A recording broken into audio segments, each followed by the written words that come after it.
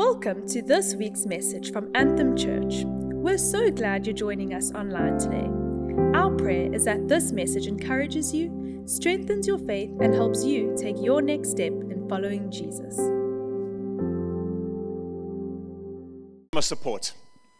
And so you phone them with great expectation and hope of being able to have your problem resolved. Hello, you are caller number 23. It's going to be a long time before we answer. Consider leaving a message and we'll get back to you. Never. You wait on the line and you wait 35 minutes while that music, horrible music that pierces your ear, is playing. And then eventually you get through to someone and you say, oh, thank God, I've got hold of somebody. Please, sir, please, ma'am, this is my issue. Can you help resolve it? And they go, I don't think we can do that, but we will escalate the problem. You're identifying with me so far? And you say, no, I don't want it escalated. I just want to talk to you. No, I don't have the power to make that decision. Okay, well, can I have the number of someone that does have the power to make the decision, please? No, we can't give that information to you, sir. Okay, so how can I have my problem resolved? We're going to escalate it. No, please. Sorry, sir, that's the end of the conversation. Would you mind rating our service to you? We recognize that? We know that story. I wonder if sometimes people feel like that about wanting to encounter Jesus, and the church is the one that answers the phone call and just kind of gets in the way of people finding the Savior of ours, finding a solution to what they're trusting for in their own personal world. I wonder if we would give consideration to how we behave, how we act, how we are able to possibly step back from our own preferences, etc., in order to make a way that someone else may be able to come to have that encounter with Jesus. See, we see a remarkable story in the scriptures which give a complete contrast from what the human thought is, represented by the disciples of Jesus, and Jesus. And we're called, as those that know Jesus, that have the Spirit of God in us, we're called to be those that move in the direction of Jesus, not in the way of our own humanity. And the story is found in Mark chapter 5. And this is my summary version of it. You can find it in verses 21 to 43 of Mark chapter 5 if you're taking notes. Also on the Church Center app, the sermon outline is there with the presentation, and so you can find it all online. Even right now, you can take notes while you're going. It is a good tool to use.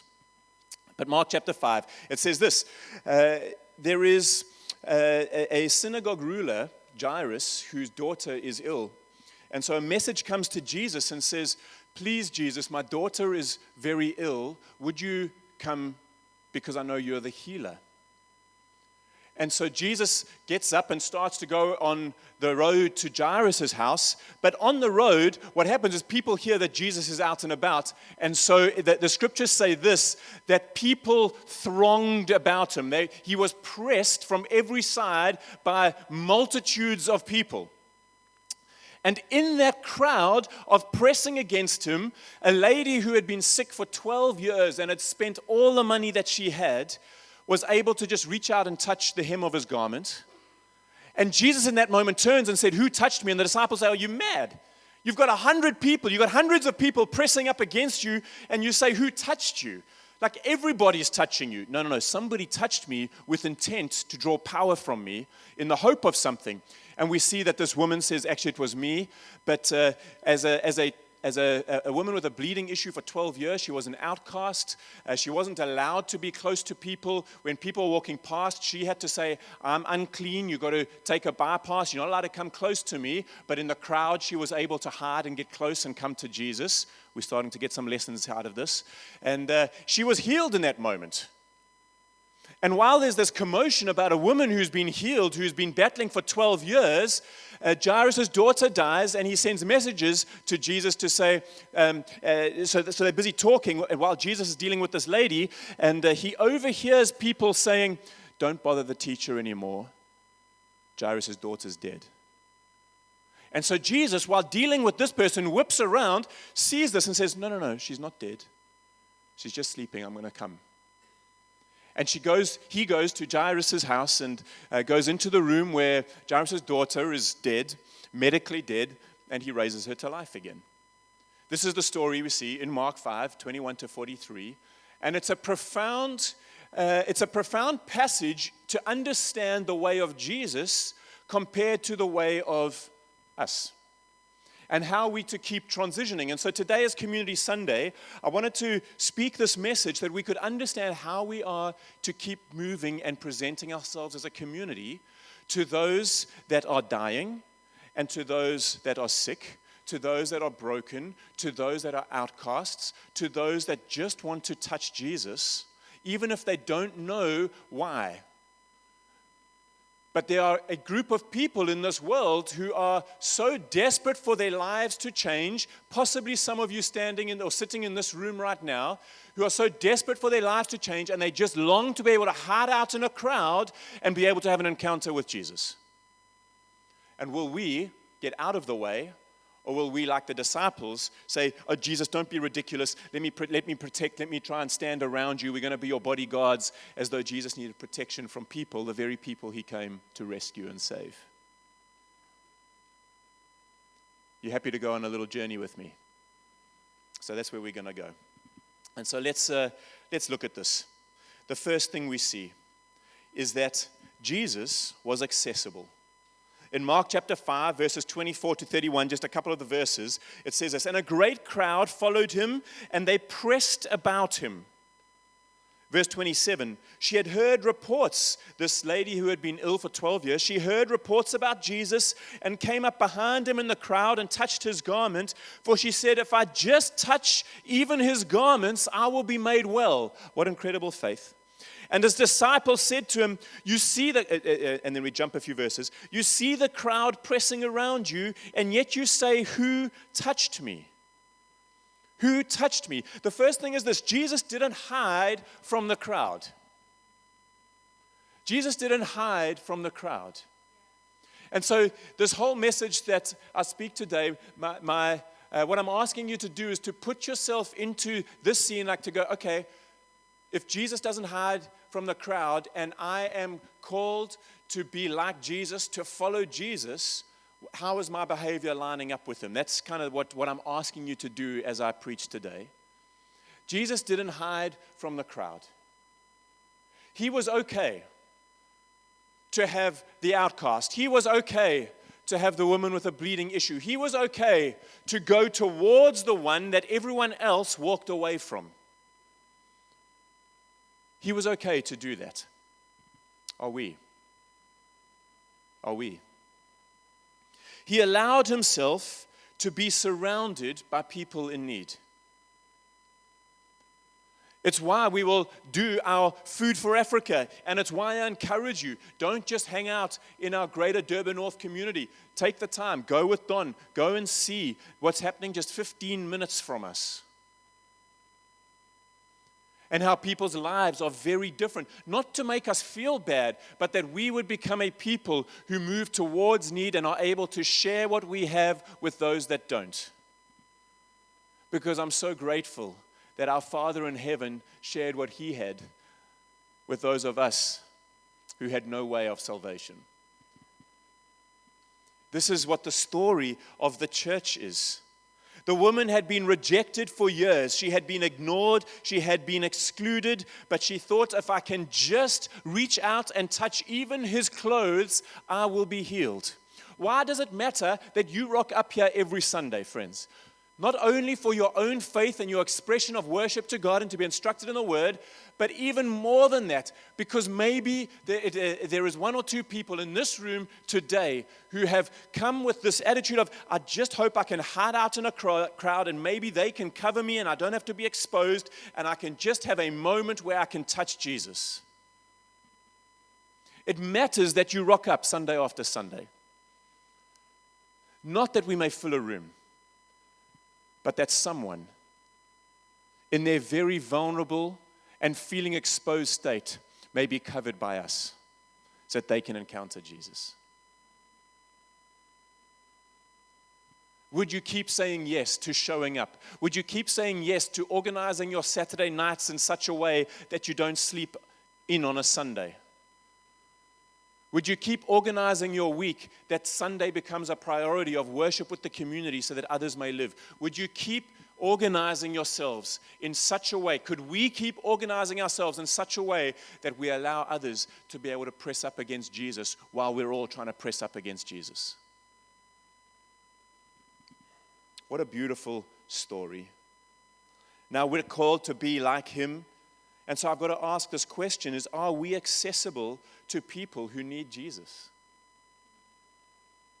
Are we accessible to people who need Jesus? Do we know what's going on in other people's worlds? Have we made it our business to understand that or to be present at least? Have we made it our disposition to presence ourselves with the broken, the lost, the hurting, or even just close enough to someone that looks like they've got it all together, but deep down there's a cry in the heart? Have we got that disposition? I used this example several years ago, and just while I was preparing and re-going over some stuff, I know you hate this as much as me. When you are driving along the highway and there's high traffic because there's an accident, and possibly someone makes a decision to bypass all and go into the emergency lane, and then an ambulance wants to come past and the ambulance is blocked from getting to the person in need. I know we hate that, and that we would never be those people. I've got to ask the question, have we become that for some people that are trying to reach Jesus? Have we got into the emergency lane and blocked up the access to Jesus for some people? We've got to answer these questions in our own hearts.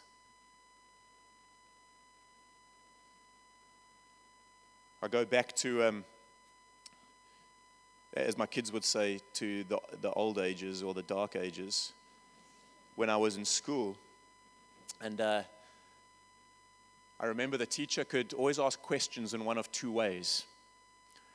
They could ask the question, Richard, what is the answer to this? And I would hate that, because if I didn't know the answer, then I'm made to be a fool. Or they would say, class, what is the answer to this? And then you can go, oh, great, I want to know the answer to that. I hope someone has the answer to that. And then I feel like, and the teacher's now looking over the class, and you just put your head down. You don't want to make eye contact, and you shuffle in your chair, and you slide down a little bit. And it's a problem when you're tall, and so you just slouch on your chair and slide under the desk. But that was a much better question to ask, and I think we have the privilege of being that as the church. We get to be the class where the question is asked, and we're like, oh, I didn't have to ask it and feel like a fool, or I didn't have to be asked the question and not know the answer, but I'm so glad somebody's answering this question, somebody's asking and answering, and I can just be in the crowd, or I can just be in the class to understand. We want to be that. The church needs to be a place where people can hide in the crowd if they need to sit quietly, where they can observe, they can explore, and where they can touch Jesus. Can we be that church? The second thing that we see is that Jesus was compassionate. I love this as the story goes on in Mark 5, verse 35 and 36. It says, while he was still speaking, so he's speaking to the lady that has just been healed of her issue with bleeding, there came from the ruler's house someone who said, your daughter's dead, don't trouble the teacher any further. But overhearing what they said, Jesus said to the ruler of the synagogue, do not fear, only believe. Overhearing what they said. This is very particular language that the gospel writer that Mark uses, and I think we need to pay attention to it. Because compassion, which we know to be an attribute of Jesus, can only be expressed when we hear. But there is so much noise today, noise that we make,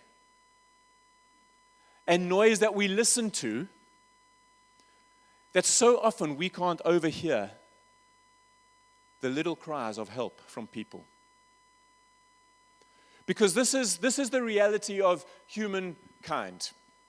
When we have done well, when we are doing well, A lot of people are not afraid to kind of, in a conversation, say, hey, it's okay. Things are going well with me. My business is going well. My family's going well. I posted on social media, and we always compare what's not going well in our life with everybody else's best story, and we kind of feel all insecure. Don't do that. But we kind of like, we're happy to talk out loud about the things that are going well. No one talks out loud about the things that aren't going so well. Those are very soft whispers. And unless we are of the disposition of Jesus, where we're able to be in a crowd, we're able to be pressed, we're able to be ministering to someone in that moment, how can we overhear, don't bother the teacher anymore, your daughter's dead? Unless our ears are attuned to it. Unless we have practiced what it is to listen. Unless we have been in communities and we're able to understand. So another reason that you should be here on a Sunday is that we start to practice this ability to not only hear the good stuff, but to overhear the little cries that's saying, please help me. Please help me. And I don't know that I can say it any louder. Please help me. This is the loudest I can shout. But inside, everything is shouting, I need help.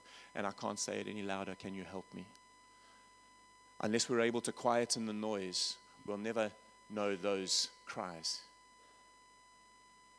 I don't know if you've ever had the privilege of going away into game reserves or into the bush, as some of us would say. And as you go out there and you've got your diesel engine going, and it's night and it's dark, and you kind of, the only thing that you can hear is the diesel engine until you turn it off, and then you go, oh, there's no noise. There's no sounds until your ears adjust to what you think is silent. And as the ears adjust to the silence, suddenly you start to hear all the sounds.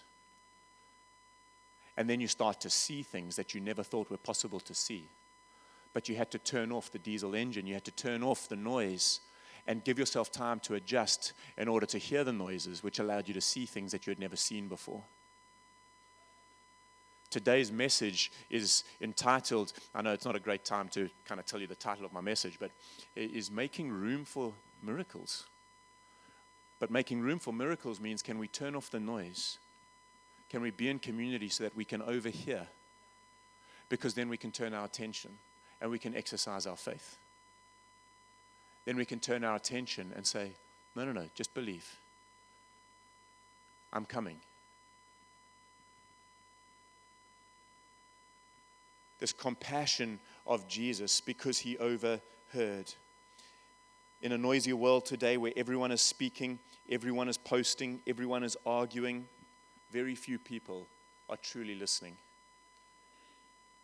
But Jesus listened. Jesus listened. The scripture writer doesn't say that a whole bunch of people overheard. They just said Jesus overheard. And so I'm not going to read over beyond that. Did anyone else get to hear it? But the fact that Jesus was busy with a lady and overheard, there's something to that we can be busy about our days. We can be busy about doing things and still be attuned to overhearing. So it's not this thing of, okay, I'm doing nothing and I'm just watching out. It's not that. It's we get about our days. But there is something about the Spirit of God in us that by practice and by disposition and by positioning of us, that we're saying every morning, God, may my ears be attuned to the little cries of people while I'm going about my day. The church must become a people who turn down the noise long enough to hear the pain. People are hurting, people are anxious, people are afraid. But when we listen, we begin to reflect the compassion of Jesus. I want to say, you may be here today, and you may be anxious, and you may be afraid, and you may be hurting. Today, we're listening. We're listening.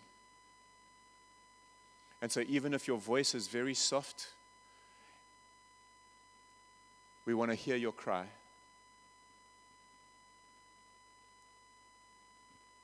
And so please don't rush off afterwards. Be in the community. We've created a community so that you can be safe. We've created a community so that you can hide out and maybe one person comes to you, don't take that as a, oh no, now I need to talk to somebody. Take it as a gift from God that somebody can hear your cry and you're able to touch Jesus today. Number 3, Jesus was powerful. Mark chapter 5, verse 41 to 42. Taking her by the hand. So now he's gone to Jairus' daughter and he's in the room where she has died. And the scripture says this, taking her by the hand, he said to her, Talita Kaum, which means, little girl, I say to you, arise. And immediately the girl got up and began walking. And they were immediately overcome with amazement. They were overcome with amazement. The power of Jesus in a moment. The power of Jesus to overcome death. This is a very significant story for the church to take hold of, friends. If you've been part of this community for any length of time, you've heard me say this time and again. That if Jesus can overcome death, he overcomes everything this side of death. Death is the most final thing that can happen to us in our humanity. It is the most final thing, and Jesus overcomes that by raising people from the dead. Which means any sickness, any anxiety, any fear, anything, even death. As we follow Jesus, as we are empowered by the Spirit of God to carry on the works that Jesus has been doing on earth, is available to us. Church, I want to awaken us to the beauty, to the privilege, not the beauty, the privilege we have of carrying the power of Jesus. The privilege we have of being able to go into environments and to be able to heal people who have exhausted all their resources trying to seek medical attention. 12 years, outcast, isolated, broken, and be able to walk in and go, be healed. Being able to go to a grieving dad and say, your daughter, we're going to pray that she may be raised up from death to life. The privilege we have, church, of walking and following Jesus in the power of the Spirit of God. Let us not be apathetic. Let us not be a people that read these stories and don't allow the Spirit of God to deeply shape us and transform us.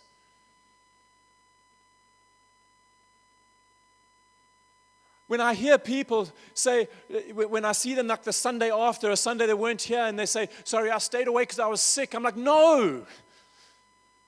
If you're sick, come to the church because we're going to pray. And you're going to be healed. Don't stay away because you're sick. Come to the Jesus-loving community when you're sick. Call the elders. We'll come on your deathbed, into the hospitals. We'll pray. Because we're a church, we're a people that are accessible. We're not trying to protect ourselves from those that are broken and hurting and isolated by society. No, we're with them. We're compassionate because we're overhearing things. Because our disposition, while we're going about our day, our disposition is to hear the little cries of people. Because we're not so self-absorbed, but we've given our lives to serving others. And we are powerful. Because when we say yes to Jesus and salvation comes upon us, the Spirit of God is given as a deposit guaranteeing our inheritance. The Spirit of God, the presence of God is present on us. We don't have to stand. Now I'm really mixing my metaphors, but we're an intelligent group. We can understand it. Like the Old Testament where we stand in the tent entrance away from God because he was too powerful and people were too scared what God would do. And so rather let Moses go. And God's desire was always that all the people would come to worship him. And so now the Spirit of God, given to us as a deposit guaranteeing our inheritance, the one who takes from heaven, the one who draws from the Father in heaven, the one who is present with us, is empowering us to be a Jesus people. Why do we still act out of our own humanity? Friends, there's so much more for us. And the invitation of Jesus today is to say we are the most heaven-like group. We are the most heaven-like thing on earth today. People who have given their lives to Jesus, when they gather, that is the most like heaven on earth there is. We want to make sure that there is room for more people to come in and hide, to find healing, to find health, to find life. The moment that defined Jesus in this story is that in the middle of a crushing crowd, he felt a touch, and then he overheard a whisper. And he was accessible enough to be touched. And he was compassionate enough to overhear pain, and he was powerful enough to raise the dead. What a Savior. Maybe you're sitting here today and you need to know this Jesus. And he cares. And he is present. And he has made himself accessible. And so if you are sitting here and you need to encounter this Jesus, I want to tell you that through this community, we get to represent him. But Jesus himself is accessible, and he is compassionate, and he is powerful to transform your life, to save you. Maybe today you need to say yes to him. Maybe you need to say yes to him. So for us, the church, I close with this story. Maybe the team that's getting ready for communion can just get ready. I'll tell you when you can hand it out.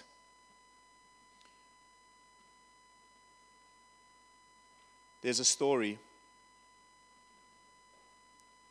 that came out of there was an earthquake in Armenia in 1988, the most traumatic event that a traumatic event that Armenia had suffered. And a story has been circulating since then that a father who rushed to his son's school after hearing the news, and when he arrived there, and the building had completely collapsed on all the kids, and parents were standing around crying, and emergency services said there were no survivors. But this father remembered something that he had told his son so many times. He said, no matter what happens, I will always come for you. And so he started digging. Hour after hour, and people stood there shaking their heads and saying, it's futile, it's pointless. And he started digging. And 1 hour turned into 2, turned into 12, turned into 24, 36. At 38 hours, working on his own, moving rubble from this building, he heard a little cry.